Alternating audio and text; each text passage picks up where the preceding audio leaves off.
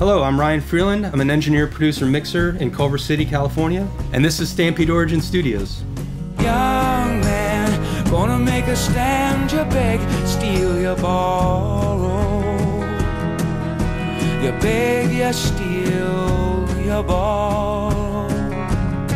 I've had studios since I was 12 years old. I built my first one in the basement of my house with my dad. So this is, I think, the 6th version of it. It's always been called Stampede Origin Studios, which was the name of the first band I was in when I was a little kid. So this one I had built from the ground up, and I basically wanted open, airy, high ceilings, lots of light. I like lots of natural light.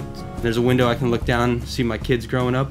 You know, especially in LA, you're limited by square footage and lands. I had to do 2 stories because you couldn't get a plot of land that was big enough to do a house and a full studio that had as much space as I needed. So downstairs there's 3 ISOs of medium and 2 smaller ones, piano room, and then I usually do vocals and guitar, and then drums and bass, and then upstairs there's 2 more ISOs where if it's just doing vocal overdubs, I can just do it up here.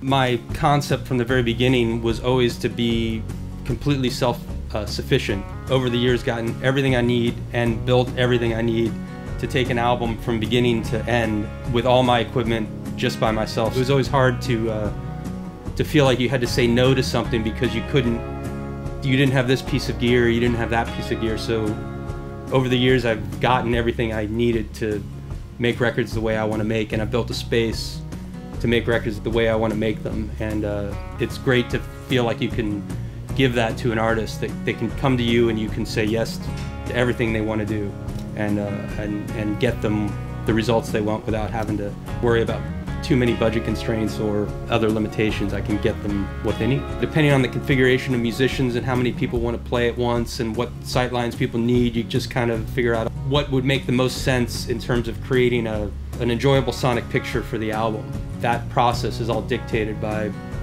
the artist and what they're trying to accomplish. But what I always try and bring is I try and create an idea based off all that information about what I think would present the songs and the artist in the best sonic light.